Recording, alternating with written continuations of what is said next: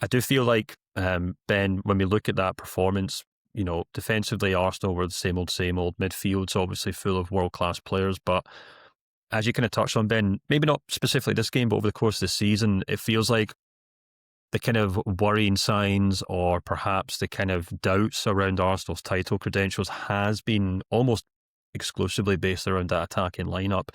Some of it's obviously due to injuries. Saka missed this game through injury. Ødegaard's just kind of came back. Havertz just came back. But there is a kind of, a group of players there from an attacking point of view from Arsenal that maybe have to prove themselves between now and the end of the season, and arguably didn't do so against Manchester City.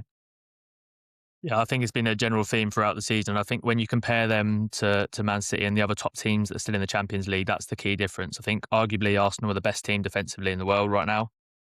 I think their midfield sometimes lacks a bit of creativity, but in terms of energy and what it offers as a package is still right up there with Rice, Zubimendi and then Eze or Ødegaard. But the front three is way off it. And Arsenal, like Ewan said, I think Eze is a player that can make something happen out of nothing. But when you look at the front three, I don't think Arsenal have that at all. It used to be Bukayo Saka. He was the one world-class player that you could get the ball to and he would beat a man, he would make something happen. But he's really struggled since coming back from injury as well. So when they're looking for that bit of magic from the front three, it's just not been there. Madueke is exciting beating a man, but hasn't been able to offer the consistency when it comes to the final ball. Gyökeres has got a decent goal return, but sometimes it is like playing with 10 men with him on the pitch because he just cannot be trusted to come and receive the ball and link up play. And it just makes the whole team seem very unfluid and lacking. It just seems so rigid. And then Martinelli is nowhere near good enough to be starting for a team that wants to win the title. He's a great substitute to have, maybe one of the best subs in the world to have when you're winning, because exploiting space in behind is fantastic. But in terms of starting, watching him run at a fullback is painful, to be honest, because it feels like the best outcome is going to be the ball goes back to the left back or you're going to lose the ball. Trossard, again, a good sub, a great squad player, but is he good enough to be in that front three to win you a title? Probably not. And when you look at the market values of these players, I mean, Saka's still the highest at 120 million. He's probably in line for another downgrade. He's already come down from 150 at the start of the season. Unless something drastic happens, he's probably going to go down again in June. And then you're looking at the other players, they're all below 65 million. And even then, we could be looking at some more downgrades if things carry on as they are. Yeah, Joe, during the week, we put together a starting 11 of the Arsenal team that last won at the Etihad. And the front line was Alexis Sánchez, Olivier Giroud and Alex Oxlade-Chamberlain. And we were discussing the fact that you could argue that front line then is actually better than the front line that Arsenal have often had to hand this season. It just kind of goes to show that for all, as Ben says, for all of Arsenal's defensive fortitude, they have struggled to put together, Arteta has struggled to find a combination of attacking players that can blow teams away this season, hasn't he? I think that's definitely a pertinent point. I mean, obviously, you look at someone like Alexis Sánchez, for me, at his peak at Arsenal, he was very much pushing that world-class category. And then obviously you had Ozil feeding him, again, I would say as a playmaker, there weren't many better at the time than him. I think the problem for Arsenal is that you've got someone like Ødegaard who is seen as the guy that does the pressing, but also you kind of want him to also be on the ball and trying to find those little angles to get players in behind. But one of the big problems for me, I think, is, especially with Madueke, is that he is very much a one-trick pony. And when I say that, I don't necessarily mean it's a bad thing. He's one of the best players that, just racing past the defender in 5 yards and then he's beat them. But if that doesn't happen, he needs a bit of help. And I think that Arsenal doesn't really have that fullback overlap anymore. You used to see it with Ben White and Saka. It used to open up the space so that Saka could come inside. I think that Madueke's really been struggling especially when like defenses have been double up against him. He was pretty ineffective, I thought, in getting past City on the right hand side. And obviously he was hooked at half time, whether that was due to injury or performance. It was up to Arteta.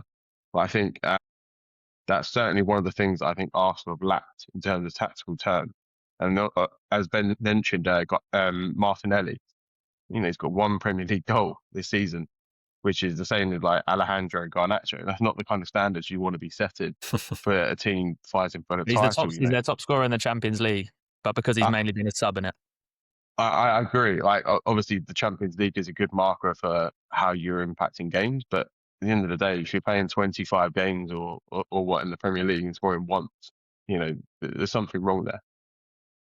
I do think Martinelli best used in a counter-attacking team, maybe because he's got so much pace, but maybe not so much like close dribbling.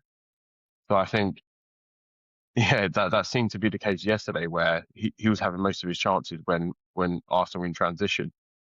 I wouldn't be surprised at all if he sold this summer. His contract got another year with an option to run.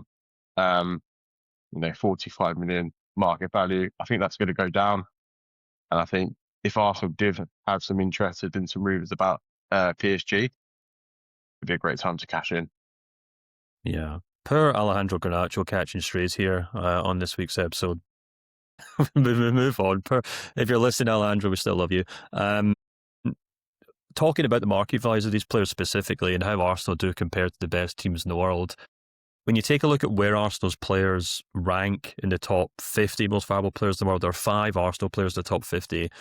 But you got Gabriel, you got Saliba, you got Zubimendi, you got Declan Rice, who's 11th, and then only Bukayo Saka, who's 9th, 120 million euros. The only attacking player, if you will. I know you could argue maybe Declan Rice has an attacking sense to his game, but as Ben and Joe kind of touched on there, that kind of speaks to the fact that while Arsenal are stacked in terms of total market value in that squad, they are lacking kind of superstars from an attacking sense, which is such a unique position for a club that is still pushing for a Premier League title despite what happened on Sunday, but is also in the running for the Champions League itself. Could you see any of these attacking players coming to the fore over the course of the rest of the season? And if so, do you think some of those attacking players could move into that top 50 if they take this moment to finally shine for Arsenal? Yeah, they could. I think if you look at Arsenal's back 7, if you include the goalkeeper, it's world class. It's amongst the best in the world. If you look at the back 4 and then the kind of 2 midfielders and Rice and Zubimendi, but it's just in those attacking areas that for me they don't have enough quality. And I think their hit rate in the transfer window kind of goes under the radar. I think it's been terrible the last 2 seasons. I think if you look at it, I think Zubimendi and Raya, I know Raya was a loan and a permanent, but I think they're the only 2 players that have came in who I think are guaranteed starters who've come in from transfers. I look at the hit rate in the summer, I thought was terrible. Like you've signed Eze for 70 million euros. He's scored 1 goal in the Premier League if you take away the 2 games against Tottenham this season. Madueke, 56 million euros. It's well documented amongst us what I think of Victor Gyökeres, but I mean, you're paying 67 million euros. So I'm not great at maths, but you put the maths of those 3 attackers for 200 million euros. I mean, the return on investment is terrible there.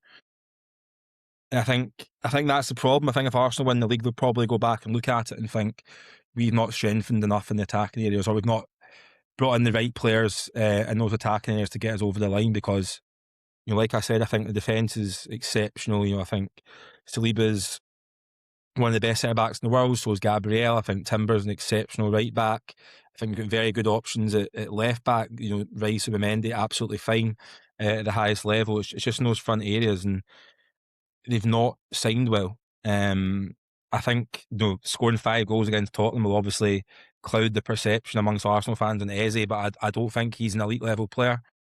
I don't think Madueke is an elite level player. I don't think Gyökeres is an elite level player. You could have went out and signed Cherki for £35 million in the summer, and look what he's done. So I think recruitment's been a real problem for Arsenal both this summer and I think the summer before as well. When you bring in players like Moreno and Calafiori, I don't think they've and Raheem Sterling on loan. I don't think anyone there has set the heaven alight. So, be interesting what Arsenal do in the summer in terms of those attacking areas.